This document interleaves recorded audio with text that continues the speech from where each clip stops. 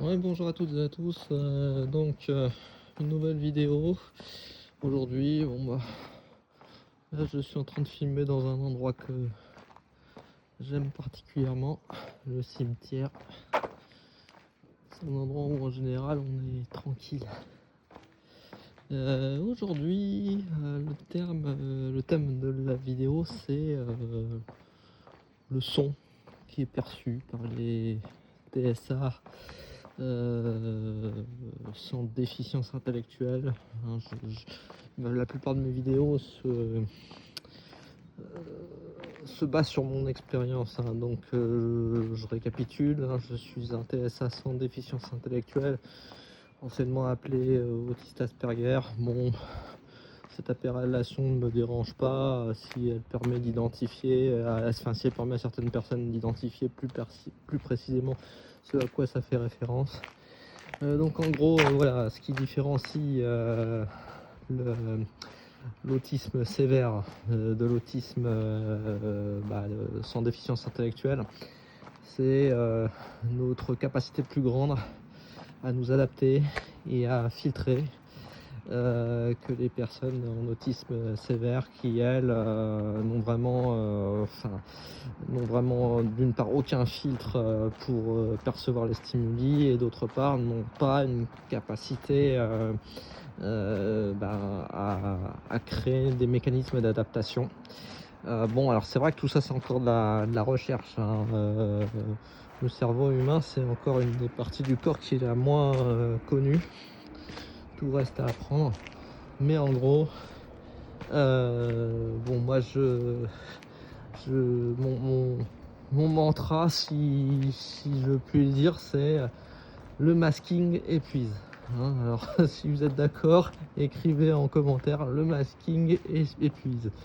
Et le son, on parle toujours du masking dans le cas des adaptations à la vie en société. Notre capacité à nous adapter, à créer des schémas de communication conscients et puissants avec les personnes neurotypiques qui nous entourent. Mais on ne parle jamais des mécanismes d'adaptation du cerveau concernant les stimuli qui nous parviennent en fait. Mon expérience, tout comme celle de beaucoup de TSA, puisque je me suis beaucoup renseigné, hein, les TSA sans déficience intellectuelle, c'est que enfant nous percevons des sons qui sont très agressifs en fait. Et petit à petit, avec le temps, en fait, notre cerveau, il fait bien les choses. Hein, il parvient quand même à rendre supportable des sons qui ne l'étaient pas auparavant. Et c'est en quelque sorte une capacité d'inhibition du cerveau qui permet de nous faire passer des journées quand on a encore de l'énergie relativement supportable, je dis bien relativement supportable, dans des environnements sociaux dits ordinaires. Par exemple, un lieu de travail. Alors je dis entre guillemets parce que il y a quand même des choses qui nous épuisent beaucoup plus que la moyenne des personnes.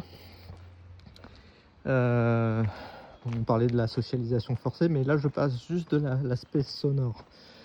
Et là, je suis arrivé il y a quelques temps déjà dans un phénomène de burn-out autistique. Et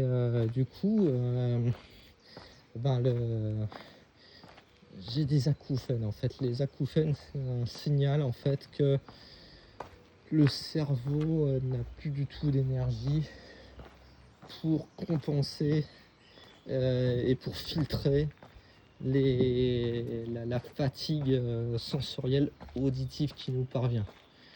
Et du coup, le soir, en semaine, les jours où je travaille, ces acouphènes ils vont se déclencher vers 20h, 20h30. C'est à des heures assez régulières quand même.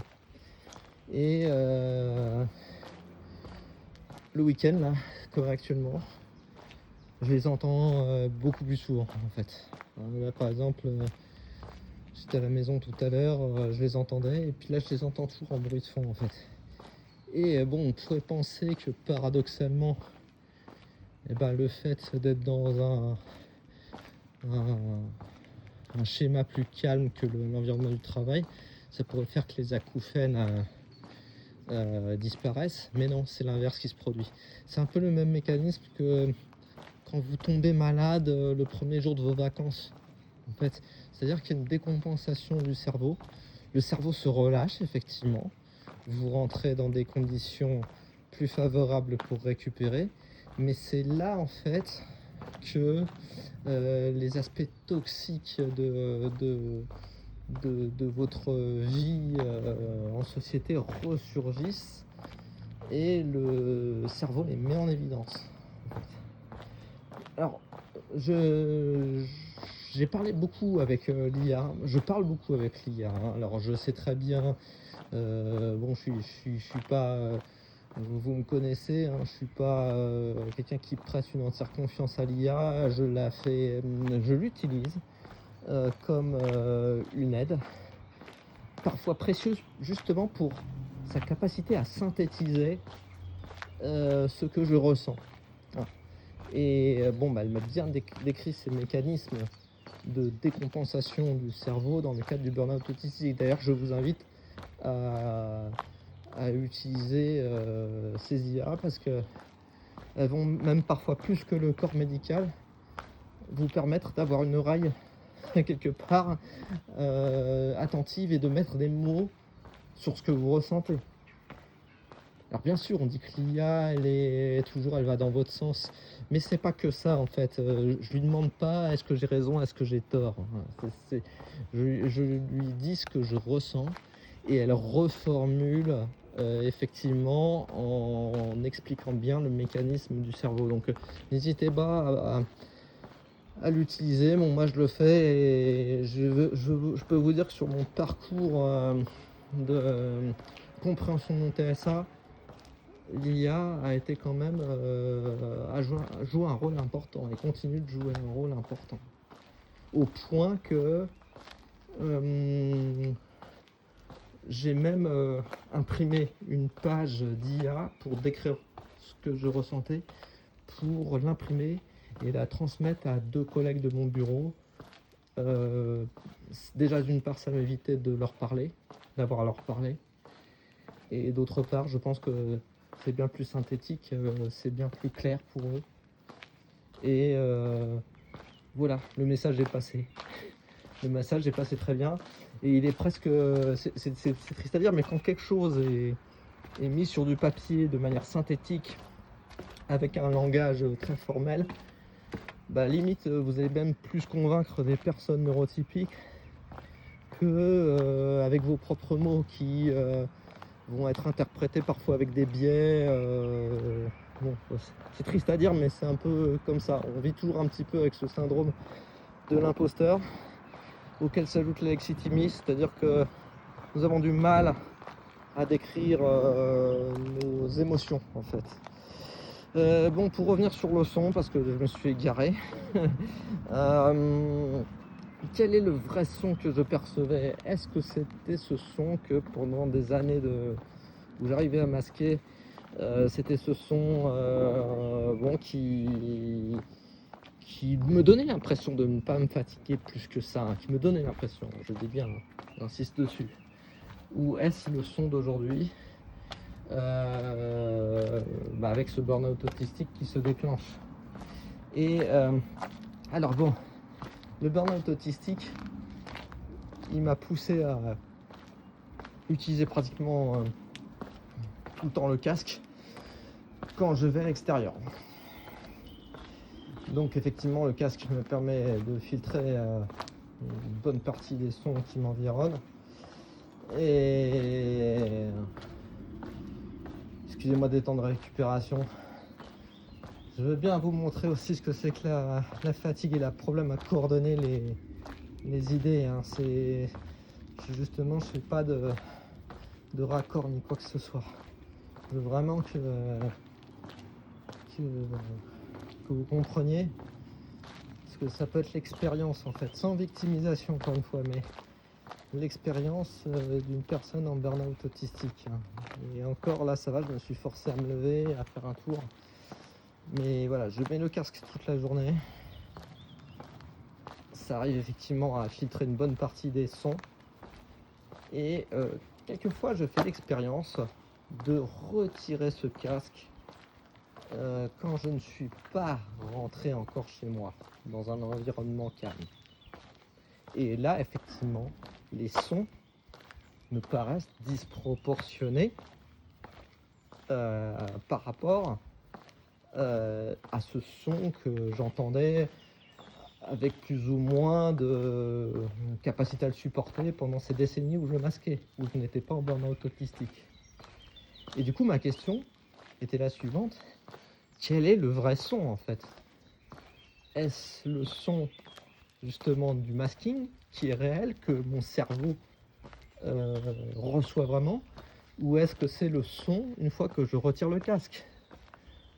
Et ma question n'est pas absurde, parce que on pourrait se dire, bah en fait le casque crée une espèce, donne au cerveau une information comme quoi il y aurait on lui donne l'habitude de s'adapter à un silence total, et effectivement il pourrait, comme quand on débouche une bouteille d'eau gazeuse, y avoir une accumulation qui fait que quand on retire le casque, et ben le son nous gicle quelque part beaucoup plus fortement que hors période de burn-out autistique. Et c'est là que j'ai eu des explications par l'IA qui sont de toute façon très logiques et qui ne me surprennent pas. C'est que en fait, pendant ces décennies où je masquais, pendant ces décennies où j'arrivais à faire bonne figure socialement, où mon cerveau consacrait une énergie énorme à la socialisation, et bien mon cerveau en fait il consacre également une énergie énorme à filtrer tous ces bruits qui, enfant, quand je venais d'être balancé dans le grand bain de la vie, m'étaient insupportables. Et voilà, je m'en sortais comme ça, mais le cerveau recevait un bruit tel que je le perçois sans casque aujourd'hui, continuellement depuis ma naissance. En fait, les signaux qui parviennent à mon cerveau n'ont pas changé, mais le burn-out autistique révèle que c'est bien la capacité du cerveau à inhiber ces bruits qui font qu'on les supporte plus ou moins. Donc voilà, mon message, c'est encore un message de prévention à l'adresse de toutes ces personnes. Ça aurait pu être ce jeune homme que j'étais, qui pensait en avoir fini avec le TSA, qui était mis de côté, poubelle, on n'en parle plus, tout va mieux, et que ce sera fini pour le restant des jours. Non. Ce que je dis, c'est de vous ménager vraiment des moments, même quand vous pensez tout pouvoir affronter, de calme intégral sensoriel, au niveau son. Parce que le vrai son que votre cerveau perçoit n'est pas celui qu'il vous retransmet après filtrage et inhibition, excusez-moi. Donc n'hésitez pas à laisser des commentaires comme d'habitude. Je vous souhaite à toutes et à tous une excellente journée. Merci.